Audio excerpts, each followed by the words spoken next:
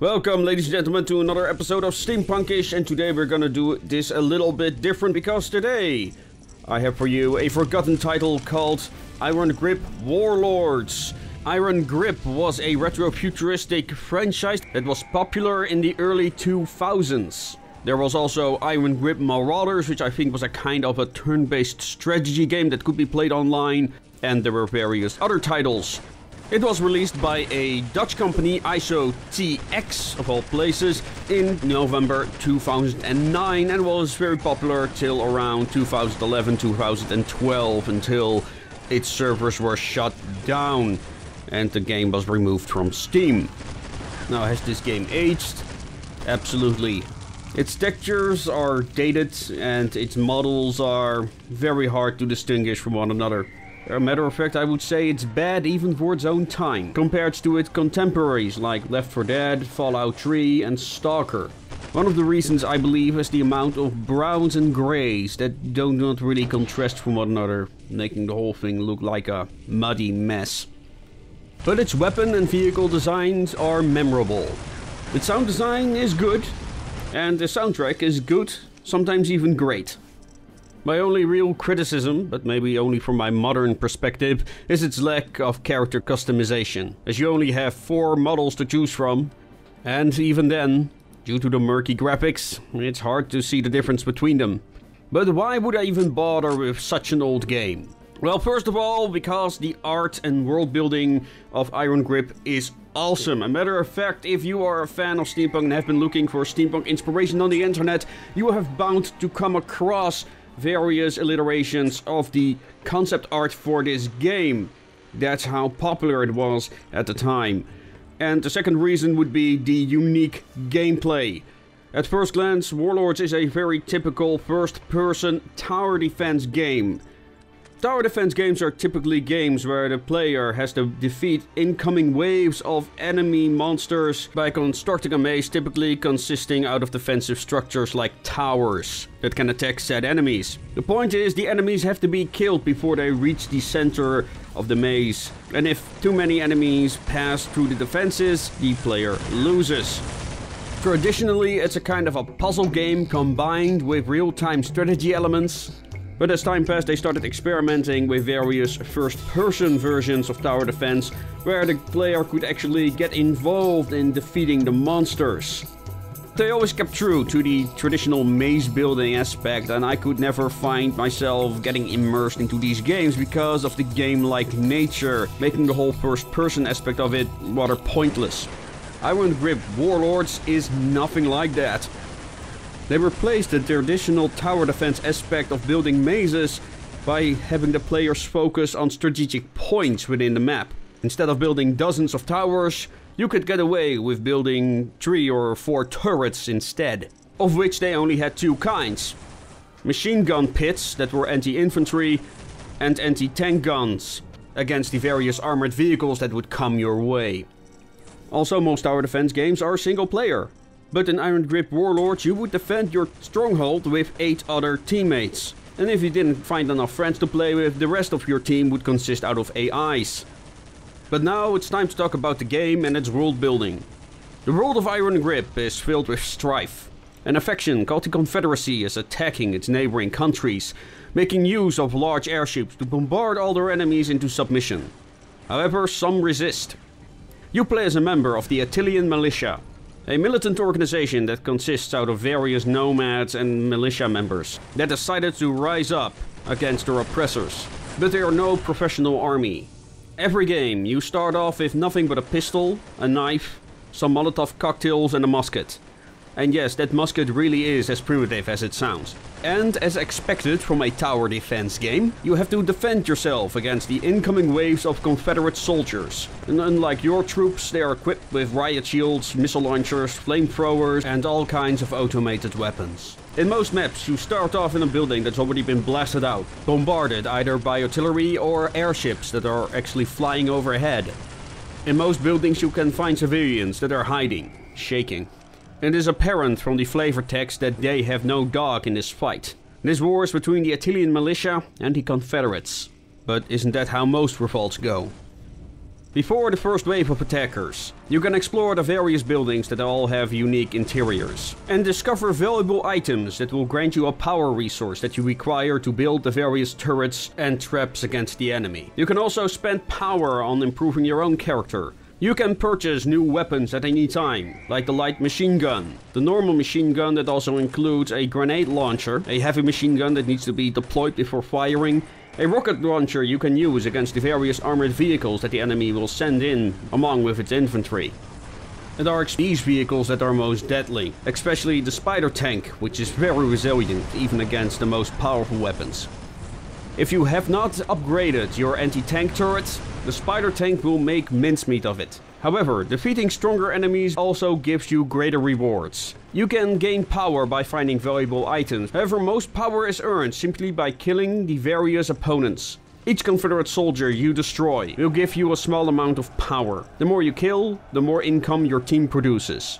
There is only one pool of power, so the 8 players have to divide this amount among each other. So communication is very important, especially at the higher difficulty settings. And medium can already be quite difficult, as each wave contains at least one armored car that is invulnerable to normal bullet fire. And let me tell you, trying to defeat a tank with a Molotov cocktail, although very immersive, is no simple task. With the press of a key, you switch to an RTS view of the battlefield. You can move your character, but you cannot actually fight this way. But it is this mode which allows you to build the various traps and turrets you need to defeat the enemy. You can set tripwires, poisonous traps, fuel drums that you can make explode, and also very important, supply stashes that will replenish your health and ammunition. But your primary defense against anything are the turrets. Your machine gun turrets start off small, however you can upgrade them for a certain amount of power, making them more resilient and increasing their damage. After constructing them, you have to repair them to make sure they don't get destroyed. However, the machine gun turrets can deal no damage to vehicles, so it's also important to set up a anti-tank turret, which in turn also must be upgraded for it to make any difference. Keeping your turrets operational is very important. Losing a single turret, especially an upgraded one, can mean the difference between victory and defeat, as your power income is finite. Fortunately, the valuable items you can find replenish during the game, so you can pick them up multiple times, if you know where to find them. However, the waves keep getting larger, and even if you have supply depots, your guns can only hold so many bullets. The enemy wins by destroying your stronghold. After being destroyed, the stronghold can be rebuilt, however you'll lose a significant amount of victory points in the process. Now there are 2 ways of defeating the enemy. First one is by holding out as long as possible, till the enemy's morale has dropped to 0. The second way is by destroying their officers. The officers are very powerful units, marked with a blue star, and come equipped with a minigun and a sword that will kill you in one stroke. Also, they stay at the back, often hiding in cellars or buildings, rarely making themselves vulnerable in the street areas. So your team has to actively seek them out. A daunting task, as waves of enemies go through the city, its streets and cellars. But once you kill an officer, you're being rewarded with a minigun. The minigun is like the heavy machine gun, only you don't have to deploy it. So it's possible to mow down waves of enemies while avoiding their bullets. And I love it. Once you reduce the enemy's morale to 0, you have won. Or did you? Because the Confederates will bomb the hell out of your city, killing most civilians that remained. But what matters here is the big picture, the greater good. With every Italian victory, there will follow a Confederate atrocity. And with that, more people rise up in arms. After each game, you'll get a message how the battle has ended and how the revolt has spread after what has taken place. And those civilian casualties, well, they'll be remembered as heroes. They're sacrificed, and with all the references to the native religion, it makes you wonder all the more whether these Italian resistance fighters is as good as they claim they are. But at least they don't use suicide bombers like the Confederates do, right? But despite these shades of grey, I love this. I feel immersed in the game just because of a few lines of monologue at the end of each game. Makes you feel that there is something larger going on, that you're actually taking part in a story, which Something I can't say for most first-person shooters. Their skirmish is just a skirmish. Therefore it's such a shame this game is no longer available. And with Rise of Legends also disappearing in the early 2000s, it makes me wonder, was the gaming industry too far ahead of its time? Both titles were loved by their audiences, and if it wasn't for media like YouTube, both titles would have been almost forgotten. Therefore it's such a shame this game is no longer available through Steam, apart from the demo which I will link down below. Now there are other various places on the internet where you can download it, however I am not sure how legal this is. Unfortunately it's also the only way to get the game in full. There are also some Steam keys available on a website called G2A for less than €2 for those that are interested. Unfortunately none of the money goes to the developer, but I think the developer does no longer exist. Their website for sure isn't working anymore. Now there are no multiplayer servers running anymore, however it is possible to play LAN games through services like Hamashi or Funnel, what some players still tend to do. I also am trying to set up one with some friends of mine. Now some of you may be wondering, is it really worth all the trouble to start multiplayer games through these services for Iron Grip Warlords? And my answer to that is a definite yes. But I've seen various people on YouTube who have suggested to bring back the servers of this game. So I'd love to see if they will succeed in doing this. And of course, if I learn about this, I will keep you posted through one of my Facebook groups. If you're one such person who has a working server, please let me know down in the comments, and I'm sure to join you at one point.